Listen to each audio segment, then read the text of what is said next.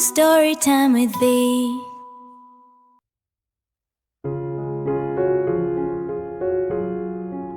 Hi there, friends.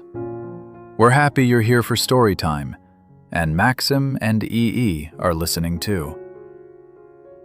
Today we have a story about loyal friends and one reckless toad who has to learn when to stop. It is called The Wind in the Willows. Are you ready? Let's begin. One spring morning, Mole was supposed to be cleaning his home, but the air felt soft and new. So Mole dropped his brush, scrambled into the meadow, and ran to a shining river. Mole had never seen anything so lively. The water flashed and laughed. It seemed full of secrets. Then a voice said, "Hello, Mole." It was Rat, waiting beside a little boat. Rat showed Mole how to drift, picnic, and love the riverbank. Very soon, the two were fast friends. Rat told stories. Mole listened wide-eyed. Soon, they felt like old friends. One day, Rat said, "Now you must meet Toad." So they went to Toad Hall. Toad came dancing out to greet them. He was friendly, loud, and terribly pleased with himself. Toad never liked one hobby for long. First boats, then carts, then something new. That afternoon, Toad proudly showed them his newest love, a bright yellow caravan for life on the open road.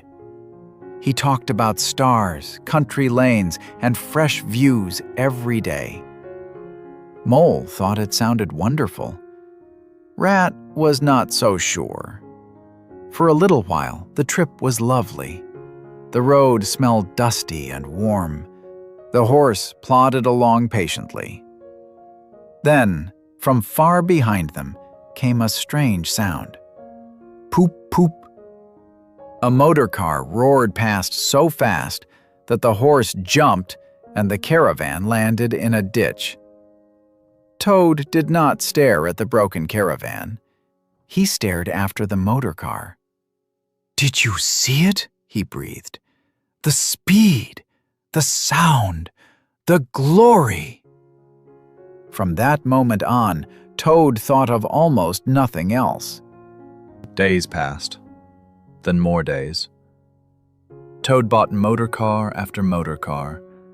He crashed them, paid fines, promised to stop, and then started again. Rat worried. Mole worried. Badger worried too. Toad had a good heart, but he would not control himself. One day, the three friends sat Toad down. Badger spoke first. "Toad, this has gone too far." Rat said, "A real friend tells the truth. You are being foolish, and it is growing dangerous." Mole nodded. "Please stop before something worse happens." Toad cried a little, promised a lot, and looked terribly sorry. But the others knew him too well. They kept him safely at Toad Hall, watched him carefully, and hoped the wild feeling would pass. Now, friends, do you think Toad was ready to be patient? He was not. One morning, Toad pretended to be weak and miserable.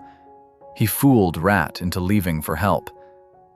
Then he leaped out of bed, tied his sheets together, slid from the window, and ran. "Clever Toad," he told himself. But wild choices do not stay clever for long. Before the day was over, Toad saw another motor car, jumped into it, and drove off as if the whole road belonged to him. This time he was caught. Soon he was locked in a gloomy stone prison, far from home. At first, Toad flopped on the floor and wailed. Then the jailer's kind daughter brought tea and toast, and listened while he talked about home. At last, she whispered, "I think I can help you. My aunt is the prison washerwoman."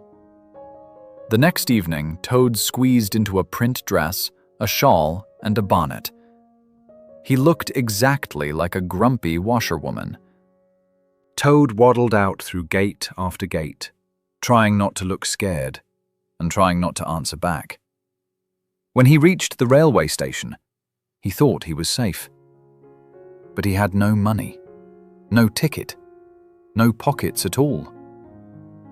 A kind engine driver took pity on him and let him ride in the cab of the train.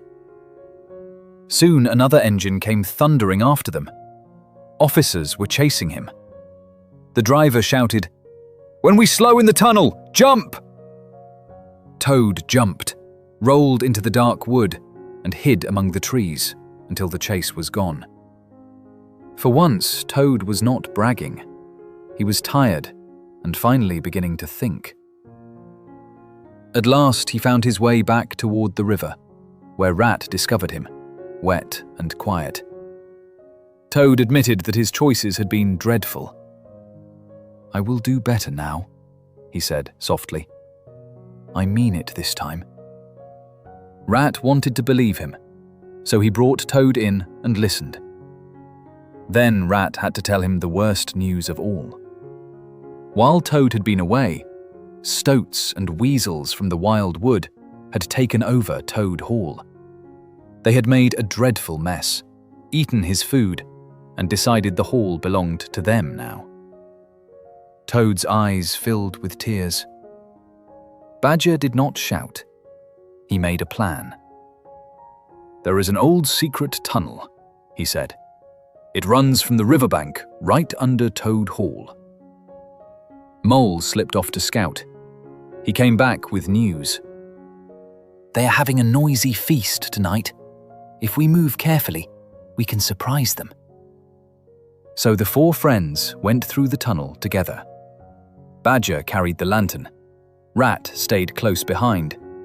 Mole crept onward. Toad shivered in the dark. He wanted to run. But this time, he did not run from the hard part. He stayed with his friends. Above them, the intruders stomped and sang. Badger pushed open the hidden door. "Now!" he cried. The four friends burst in together, banging pans, shouting boldly, and charging into the middle of the feast. The stoats and weasels squealed, tripped over chairs, and fled. Toad Hall was theirs again. The lights glowed warmly. The friends sat down together at last. Toad looked at Rat, Mole, and Badger.